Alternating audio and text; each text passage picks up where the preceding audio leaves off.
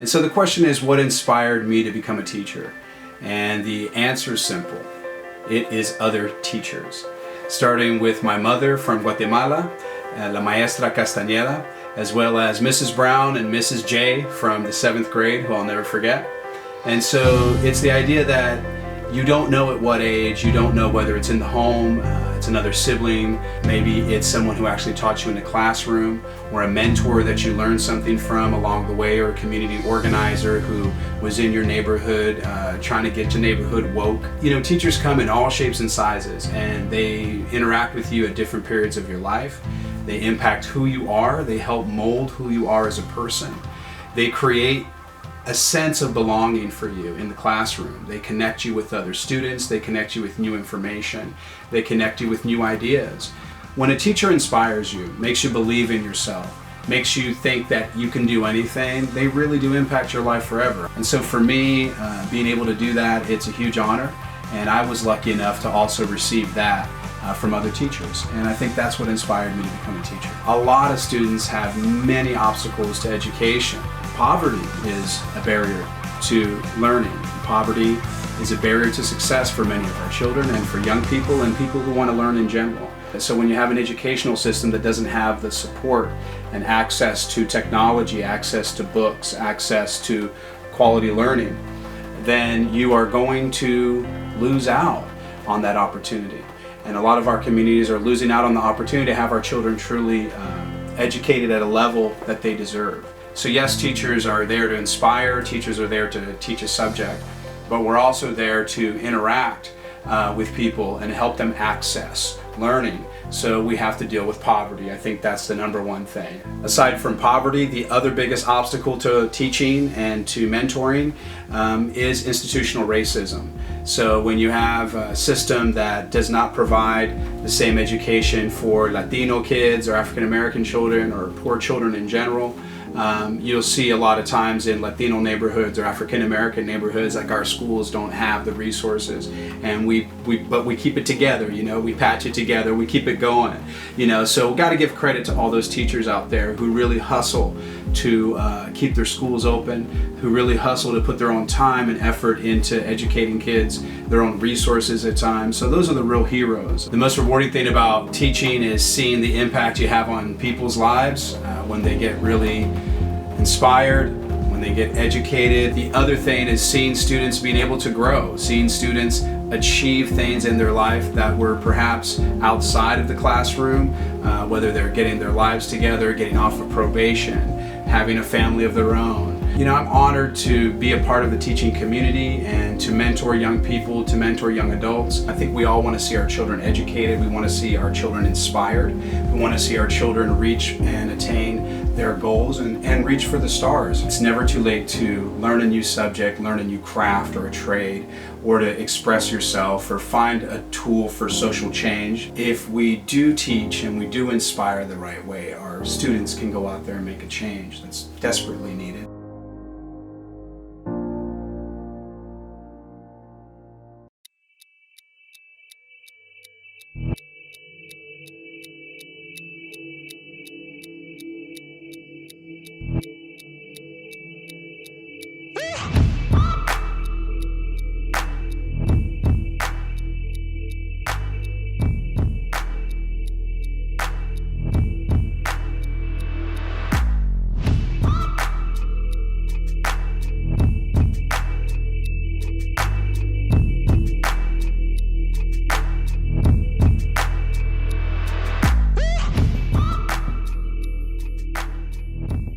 Youth CineMedia, they were there for me when I needed them. They were there for me when I was down. They were there for when I was going through a hard time.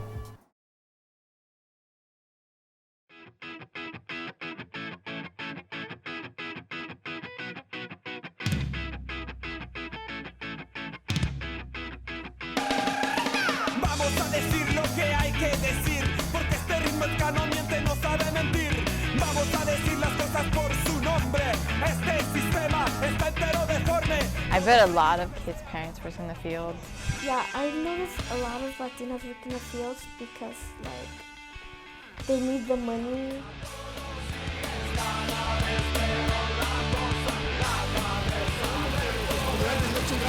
uno, que no se ve dinero, que el trabajo, que yo me salgo de la escuela, no voy a trabajar, no. El estudio es lo importante, lo que le abre puertas a uno. I think about it like if I just drop out of school, I get any little job. I've seen a lot of my friends drop out.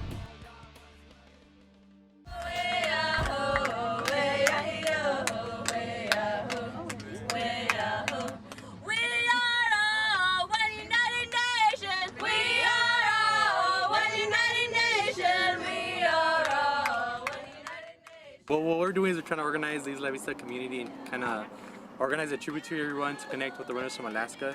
And the whole thing is promoting peace and dignity. And this year's being done in honor of the mujer. So we just had a little celebration earlier, trying to prepare the runners and basically bring the community together. Going up against a gluttonous whore, like my Zapatista brothers say, ya basta, we can't take this no more. Which Lilo Bochli, the energy of war. My spirit won't cease to exist to rise once more. It's the load that we carry, living life as a revolutionary, spitting fire. Started rapping back in 7th grade, just messing around, not even trying to. And then in 8th grade, started up my first little crew, just like 5 of us rapping. Got our little first stage thing in junior high. It was pretty tight, and then just battling people from then on till now.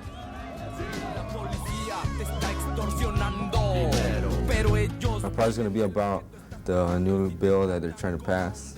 It's called HR 4437. Gracias al regente hay que arrancar el problema de raíz y cambiar al gobierno. El mensaje principal: no somos criminales, venimos a trabajar, a luchar por nuestra gente, a superarnos, venimos por un futuro mejor, no venimos a molestar a nadie.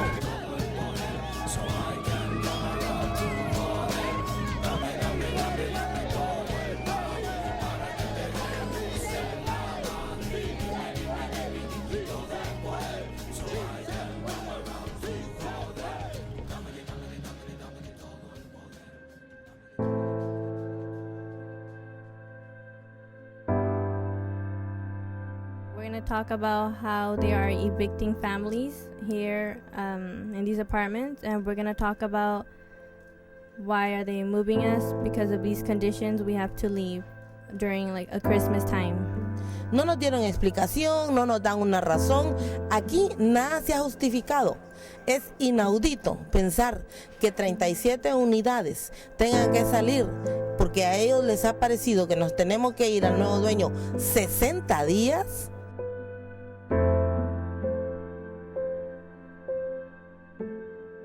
We lived with a lot of ants and cockroaches, and it's really bad for the children to be living. ¿Y usted cuántos hijos tiene?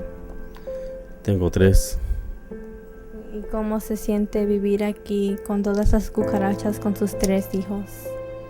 Pues nomás pues, porque también pues, es mal como se van a meter en las orejas a los niños y pues como están durmiendo y como luego pues siempre me levanto a ver si me fijo a ver si no tienen ahí algo, pues matarlas por ahí para que no esté. Mucha gente ha perdido trabajo, mucha gente pues las han descansado del trabajo y no tienen manera de juntar el dinero para ir a vivirse a otro lado.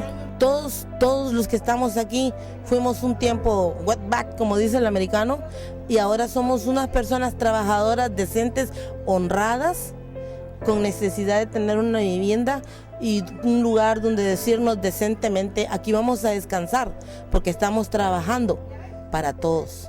Pero eso no significa que no nos considere.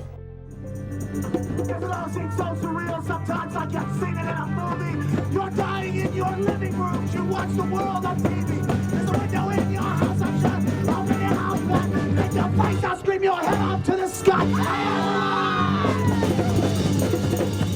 So the reason we play the music we play is because traditionally in every resistance across the world, music and drums and dancing is what has empowered the people to fight. This song goes out to the fucking black bloc. Fuckers, this is a war. My take on the system is it's been completely slanted for 10,000 years, and indigenous peoples all over the world have suffered because of it. And because of the indigenous people suffering, this planet has suffered. And then we're killing our planet, we're killing each other. So I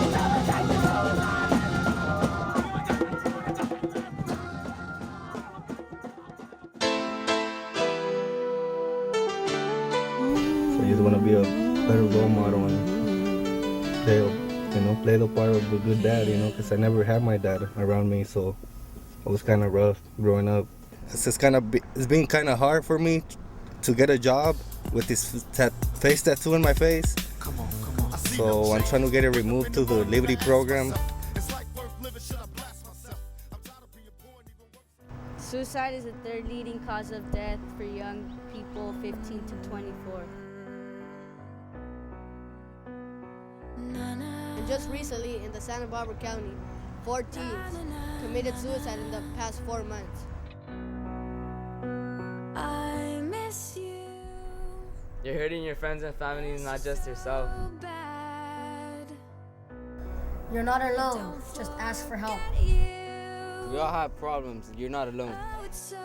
Stop and think about it. I remember homies asking if I'm down to ride today. Now I'm sitting in the cell throwing all this time away. I know I done a couple things that wasn't great. Who'd have thought that I'd be sweating all the time I'm about to face? Man, I should have listened. They told me I would say. During the day, you look out the window or wherever, you see these razor wire fences and all these high walls and stuff, and you realize that you're missing out on your life. It's kind of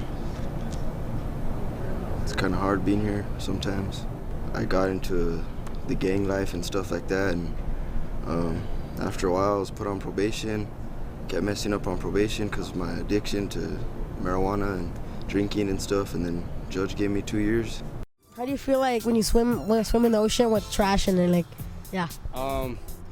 It's not good. Yeah, especially when you think about the pollutants that can get in your system because you're swallowing a lot of water. We're right here in one of the oil rigs that spilled in 1969, and this is where the environmental activists started. This is what killing our environment.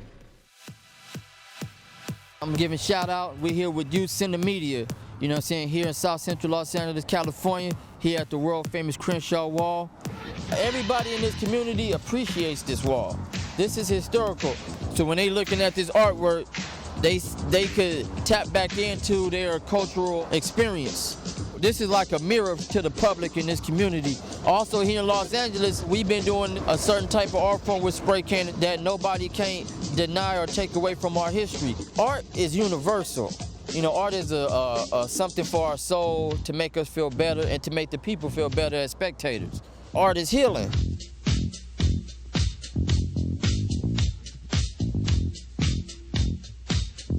We had the gang banging, the drug dealing in the early 80s, people selling crack, which I didn't do any of those. I chose to do hip hop, and that's what I focused and kept my energy on that level.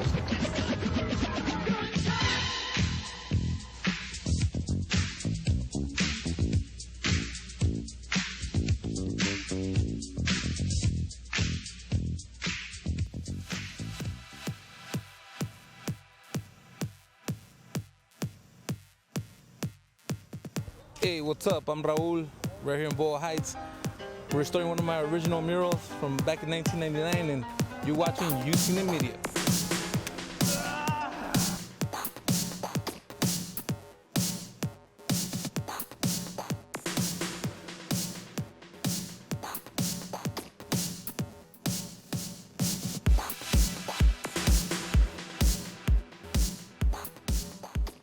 Dear Mom, I'm writing you to tell you that I wish I never messed up. I wish I could have been a better son, because every night I think about you and I miss every moment that I am not with you. I would like to thank you for everything you have done for me. I wouldn't change you for anything in this world.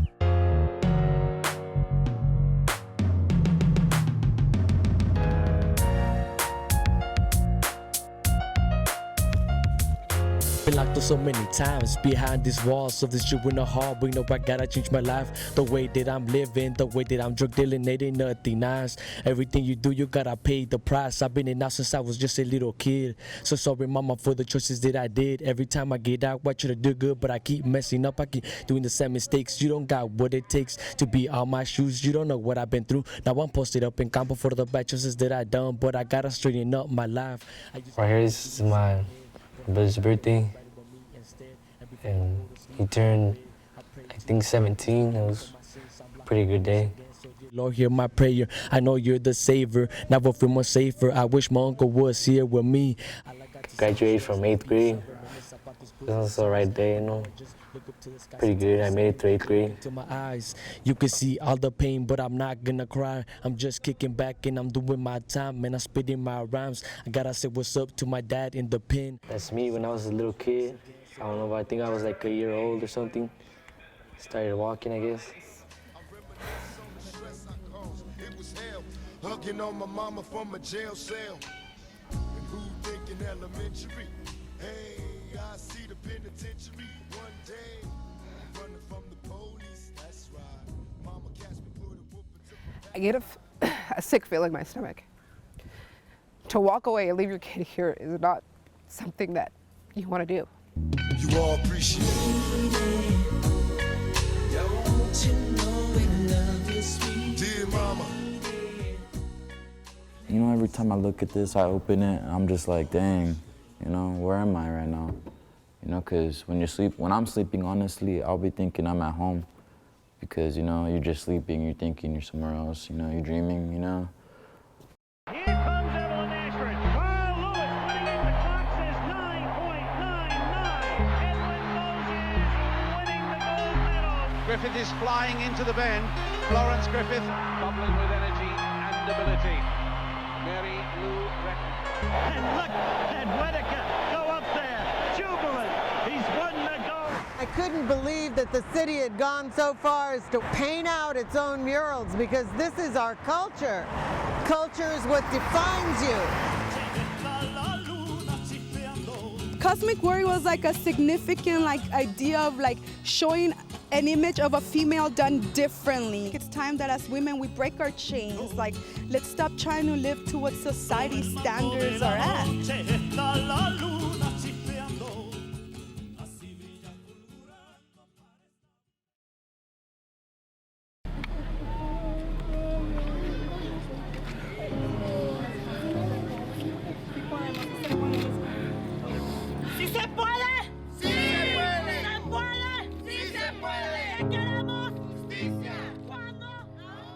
One of the hardest things in life is losing your son.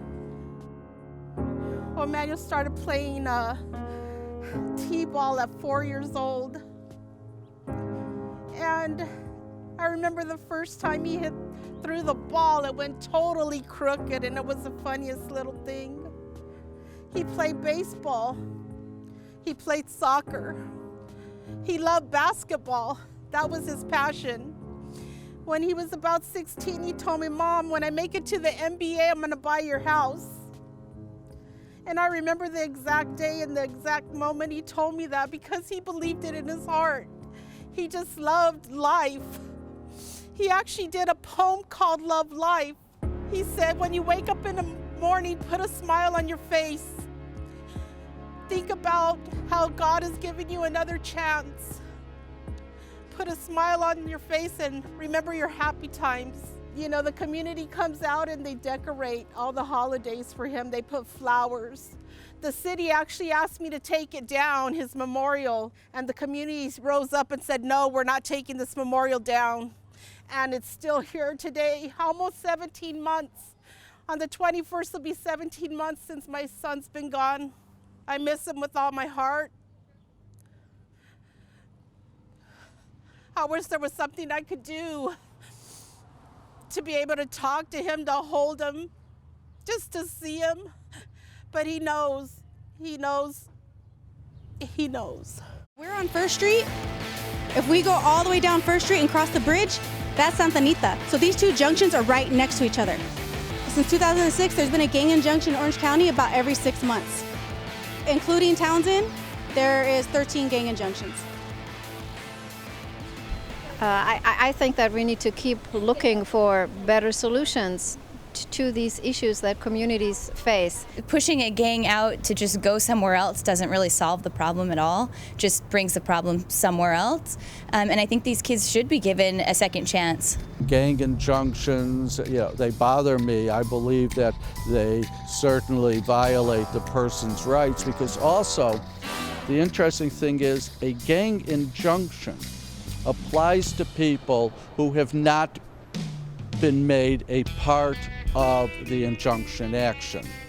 They enjoin an entire gang, they serve a few leaders of the gang, and then they go out and arrest anyone on the street they see that is dressed in the gang colors, possibly, or that maybe are members, and they arrest them for violation of the injunction, saying the injunction applies to you even though there has been no notice and opportunity to be heard on your part, which to me is violation of due process. But the courts have apparently upheld that, and who am I to question the courts? David Hazelcorn, Hazelkorn. I'm an attorney. My office is about 3 blocks back. I do understand that profiling by police is a very real thing that happens, especially in Anaheim, which is a good example of that. I know that there's been quite a bit of difficulty there in the last couple of years. I do believe that it does happen in Orange County daily.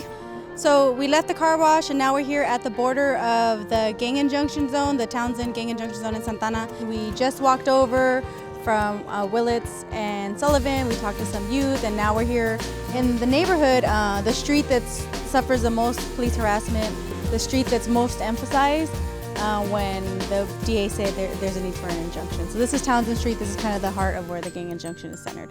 This is one alley. It curves to the left. It goes all the way down, and so this is where the police kind of wait. There's also another alley across the street that the police often wait at, and so the people say, hey, the cops are there.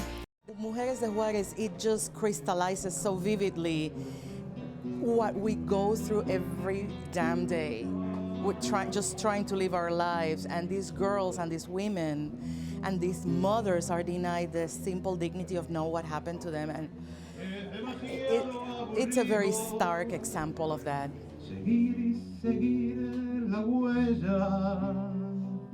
Es demasiado aburrido seguir en la huella.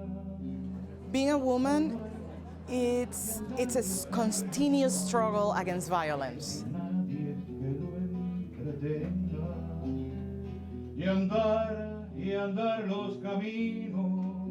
Can it be a look? Can it be you not having right to life or right to do what you want? Los ejes de mi carreta nunca los voy a engrasar.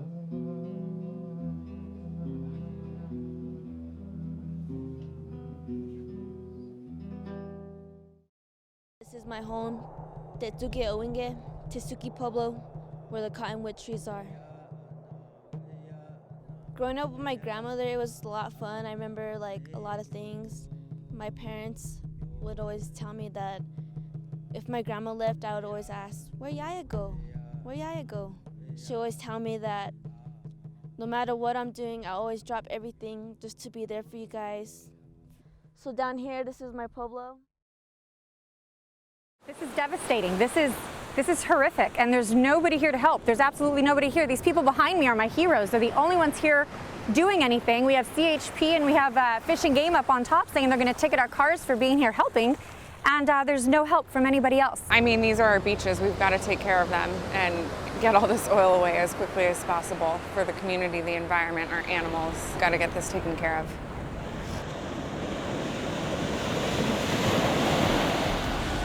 My name's Karina Powers. We are at Lorene's just south of Refugio, and we are cleaning up this oil spill disaster. There's about 5 of us down here right now. Oh, great. I guess they're trying to get us to go away, it looks like. That's interesting.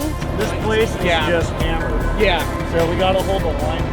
Do you need us to leave? Yeah, the only thing is I have to have you guys leave right now. We need to get people down here, like, immediately. Shouldn't they already know that this area is contaminated? Yeah, they do know. I mean, like I said, that's what that helicopter's for, to assess. Then why isn't anyone here? What's the fine? Because I feel like I'm willing to take a ticket in order to be able to I don't clean know this the up. fine. I mean, I'm not. So it's just a citation then? It can be a citation or it can be going to jail. No one can get through. We're not going to get a pass.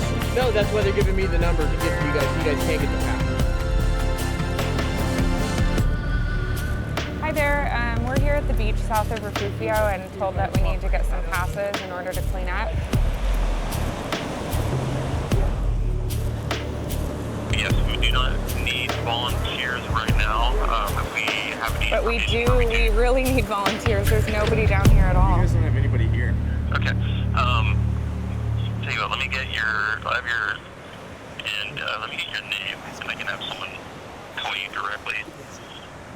My name's Karina Powers, but no passes are being handed out. Yeah. All right. Okay, great. Well, I'll check in on this and we'll have someone give you a call back.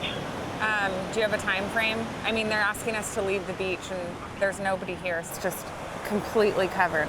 We're just shocked that there's nobody here. Okay.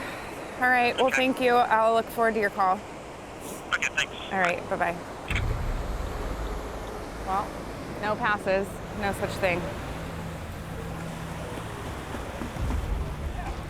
So I just called the number. They're not giving out any passes at all, and nobody from the public is allowed to be on the beach whatsoever. The whole company should be doing it, actually. Yeah, but I mean, it's all of us. I want to run into a burning building and save someone. I can do it. If I want to come out here, if I want to do that, it's my right to do it. So maybe we just don't waste our time with that and just. We just need more people. That's a good point. That's what we need. We're just going to be on hold. I guess. Hello?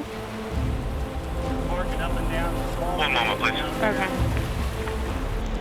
We're just plugging away here, trying to get a line in the sand going here and protect these beaches down here so that the birds and the animals have a place that they can go and not be in oil.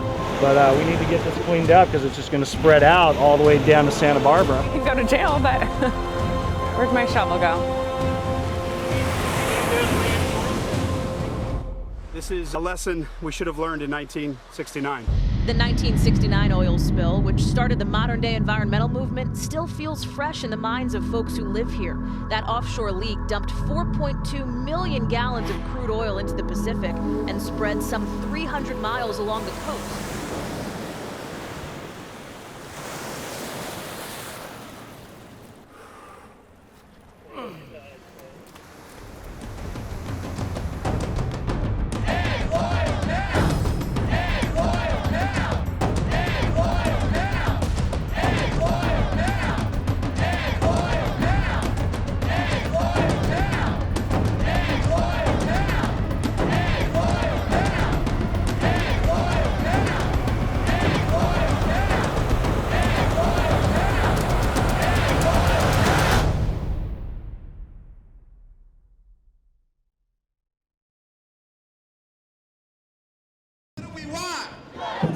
When do we want it? It's time. It's time that this whole community, this whole city, this nation, this world changed.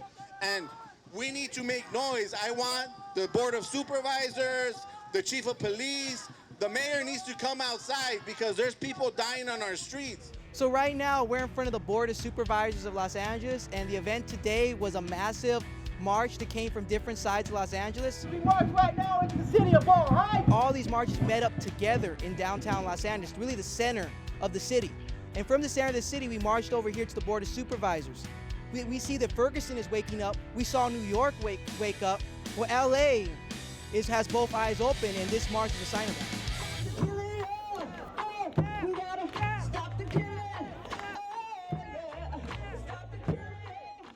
We do not want people being killed in our streets. We want them to stop shooting our loved ones, especially shooting them in the back or under suspicious circumstances. We also want fair and humane treatment of all incarcerated people, which is something that the LA County Sheriff's Department has had historical trouble with. Yeah, take the stand up. Yeah.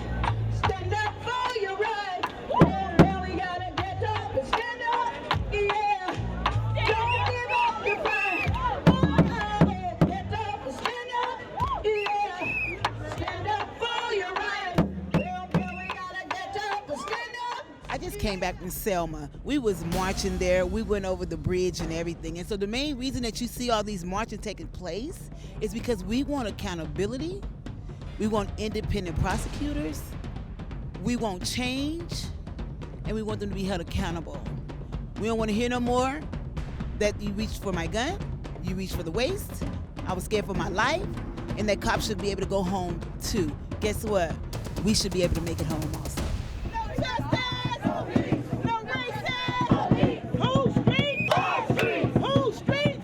We want justice to be served. There's no reason that we got 617 murders since year 2000 to 2015.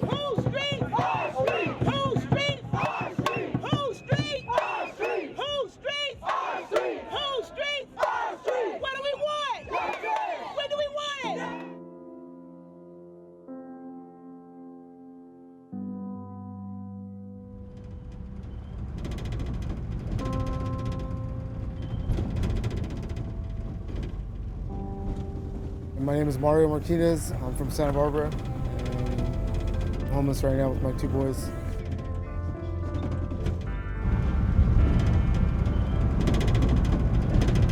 I shelter them a lot, and I'm trying to keep them from everything that's out there. All the bad things in the world, trying to hide all that from them. This is okay for me, but if it's like home. It is home, but if... We want to go back to normal, though. Yeah, we want to go back to normal. We don't have any money or nothing to get back to normal. Basically, all our money is going to the police department. They keep giving us tickets.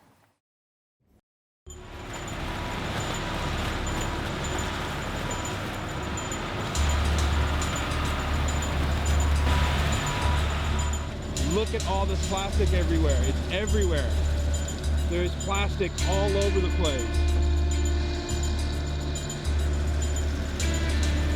On the edges of all this soil, you see trash everywhere, lined in here, everywhere. Plastics, cans, more plastics. Everything you can imagine is in this dirt, and they're just dumping it in the ocean right now. Whatever they're bringing in, it really smells like sewage almost. Massive amounts of trash in the ocean. In every scoop of this stuff, you're just seeing trash everywhere. There's got to be a better way to do this. We can't just dump all this